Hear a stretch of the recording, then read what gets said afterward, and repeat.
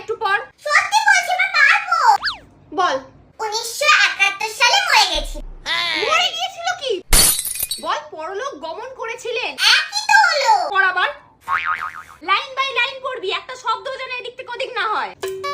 হ্যাঁ রে, এটা কি লিখছিস তুই? এই কাকের ঠ্যাং, বগের ঠ্যাং, ক কোন দিকে, গ কোন দিকে? গোটা গোটা করে বড় বড় করে লেখ, তাহলে বেশি বেশি নম্বর পাবি।